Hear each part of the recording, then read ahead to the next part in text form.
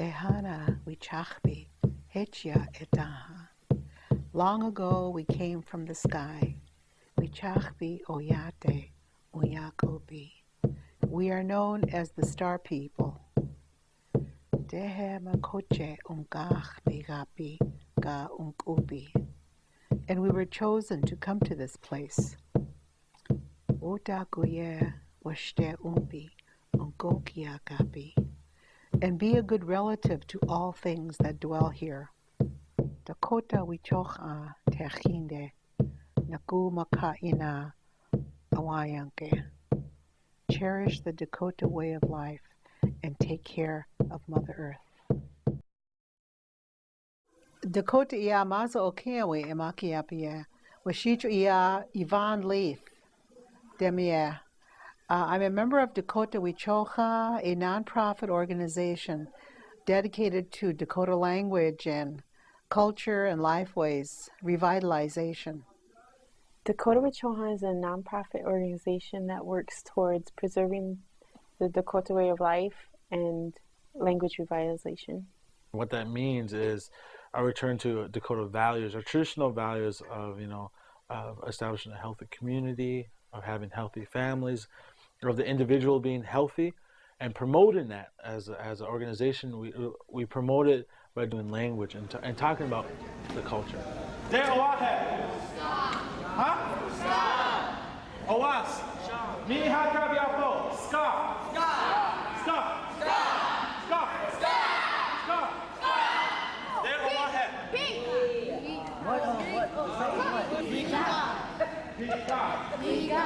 Basically, the reality is the language is dying, and we have to face that up. And that every individual that lives in the Dakota community, every Dakota person, it's at that point, that critical state where if we don't learn it, it's going to be, it's not only the end of our language, but the culture that revolves around the language is going to die as well. Without language, you don't have a way of thinking. Without the language of how the definitions of land, or what that place is called, or what this wood is called, or what that tree is called, or what that plant is called. Without that in our language, we don't know how to relate ourselves to that. We don't know our relations to the trees or to the plants or to ourselves. If we don't know how to say auntie in our language, we lose that concept, that Dakota concept of what auntie means. So it's not just language, it's just who we are as a people. I think that preserving our language is important because right now we have as young people, we have a lot of influences from the outside. We have the internet, we have TV. You look at Indian kids and they're all trying to, be like rappers and be different, like what they try to mimic what they see on TV or movies. And that kind of culture, American culture, pop culture, is what influences them. It's good for them, it's okay to be that way because that's what's popular nowadays, but it's also good to know who you are and just to learn your history. My name is Betty Jane Schaff. I am the curriculum specialist for the Wauchoye Nanandagigandan Preschool Language Immersion Program. Our goal is to produce fluent language speakers, starting with the very youngest of children. That's one of the reasons that we started working with early childhood and preschool programs. Tonka, Chistina, Chistina, Tonka, der Tonka, der Chistina, Zitkada, Chistina. One of the reasons that we chose to work with early childhood, because we understand the abilities of how young children learn, was one of the reasons that we specifically wanted to work with the little kids. They just absorb everything like a little sponge. And so that's one of the reasons that we chose. That's when their brains they're wired the most for learning, is when they're at that age.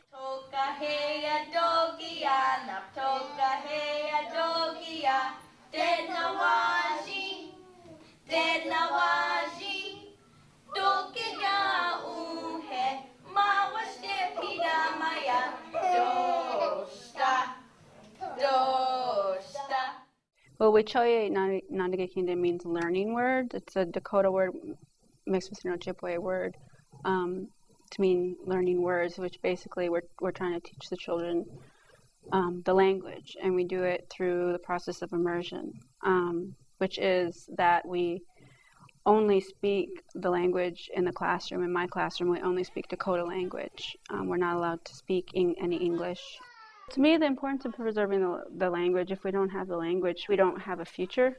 It's just a matter of realizing where you come from. There's so many things within the language that you can't learn if you're just studying it in English.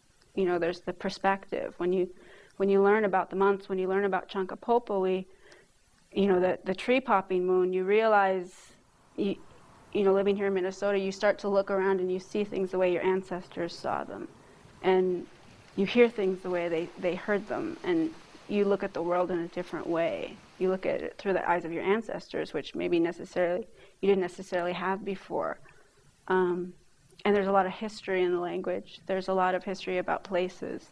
They have certain words and certain city names that are taken from Dakota, but they're not said properly, and nobody understands what they mean. 99% of the population in Minnesota, I'm sure, doesn't even know what the word Minnesota means. What does it mean? Well, the way it's been explained to me is, well, mani actually means water, and then shota is the reflection of the sky off of the water.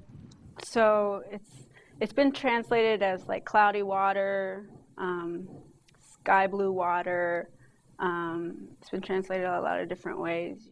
I'm Isaiah Mato, from St. Paul, Minnesota, born and raised. I was raised very traditionally, going to a lot of sweat lodge ceremonies and inipi ceremonies, probably since I could walk. I know my mom was putting me in outfits and we were headed out to powwows. It's just part of being Indian. You don't become Indian, it's just, you just are Indian. It's just what you do.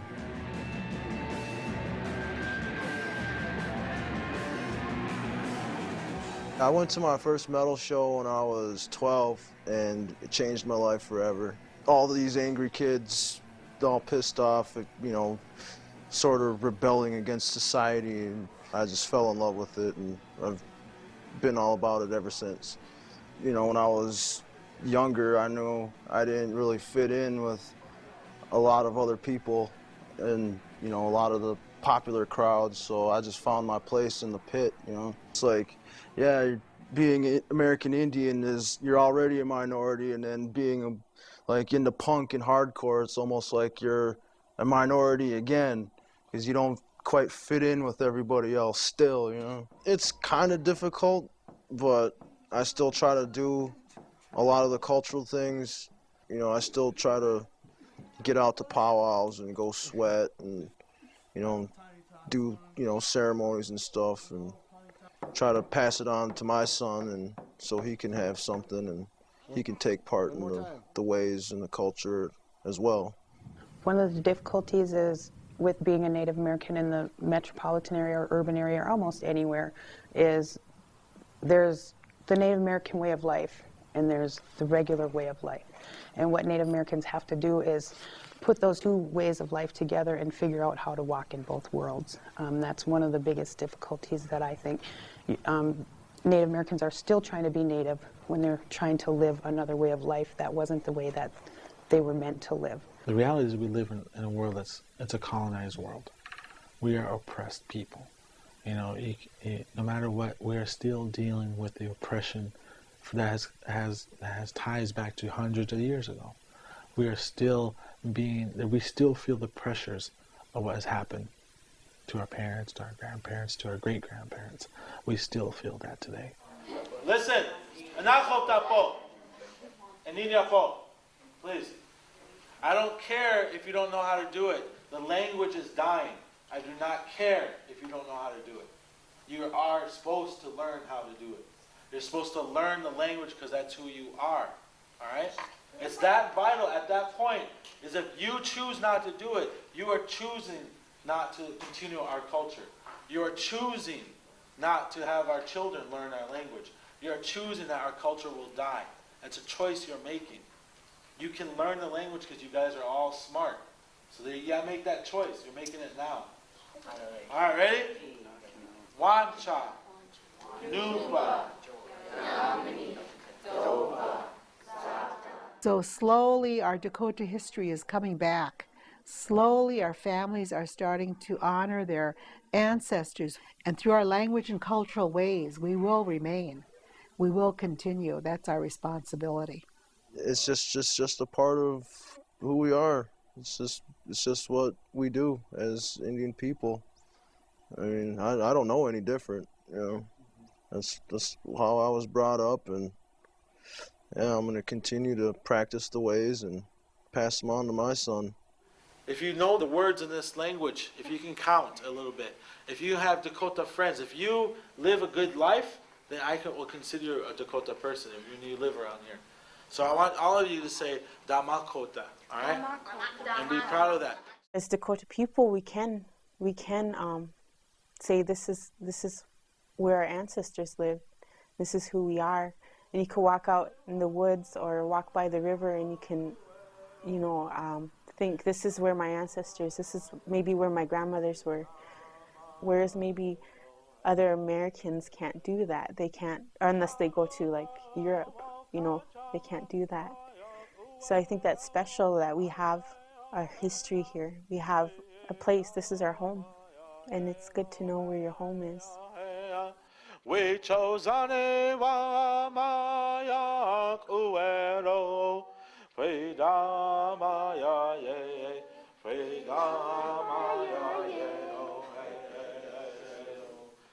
Chanu pa wa ka changa mayak uero hai hai hai ya fe da maya yero hai hai ya we chose ane wa mayak uero fe da maya ye fe da maya ye.